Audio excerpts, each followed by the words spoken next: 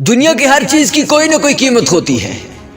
وقت، جگہ اور مارکیٹ اس کی قیمت لگاتے ہیں، لیکن انسان دنیا کی وہ واحد چیز ہے جو اپنی قیمت خود لگاتا ہے، جو اپنی قیمت خود بناتا ہے.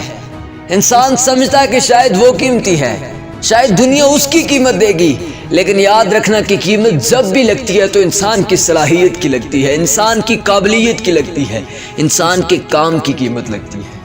اگر آپ خود کو قابل بنا کر مارکیٹ میں نہیں لائیں گے تو آپ کی کوئی ویلیو نہیں ہے.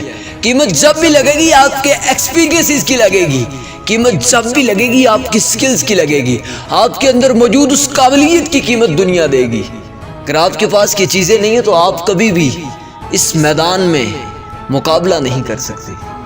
انسان سمجھتا ہے کہ شاید وہ قیمتی ہے، لیکن قیمتی انسان کا کردار ہوتا ہے، اس کا معیار ہوتا ہے، اس کی قابلیت ہوتی ہے.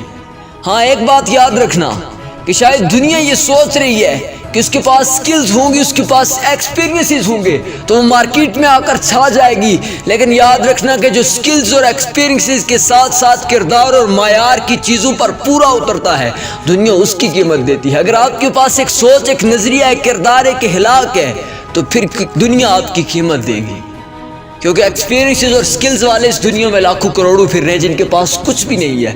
شاید وہ سمجھ رہے تھے کہ دنیا ہماری قیمت دے گی، ہمارے سکلز کی قیمت دے گی، ہمارے ایکسپیرینسز کی قیمت دے گی، لیکن کمپنی اور دنیا جب بھی کسی انسان کو ہائر کرتے ہیں تو سکلز اور ایکسپیرینسز کے ساتھ ساتھ اس کے کردار، اس کے معیار، اس کے نظریے، اس کی سوچ کو سب سے زیادہ پرکھتے ہیں.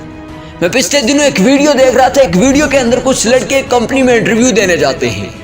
جب انٹرویو دینے جاتے ہیں تو اسی اثنا میں ایک لڑکا کہتا ہے یار تمہاری باری بعد میں ہے، تم اپنی ٹائی کچھ دیر کے لیے مجھے دو، میں اندر لگا کے چلا جاؤں، واپسی پر میں آ کر تمہیں دے دوں گا.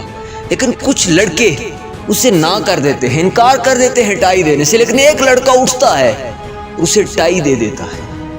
کچھ دیر کے بعد جب رزلٹ نکلتے ہیں تو پتہ چلتا ہے جس لڑکے نے ٹائی دی تھی وہ ہائر کر لیا گیا ہے، کمپنی نے اسے ہائر کر لیا ہے.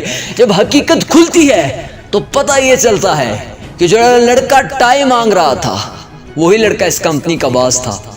وہ بیہیویئرل ٹیسٹ کرنے کے لیے باہر آیا تھا لڑکوں کا، اور جس لڑکے نے ٹائی دی تھی اس کے پاس سکلز بھی تھیں، ایکسپیرینس بھی تھا، لیکن اس کا کردار اسے جتوا گیا تھا. اس کا کردار اس کی سلیکشن کا سب سے بڑا سبب بن گیا تھا.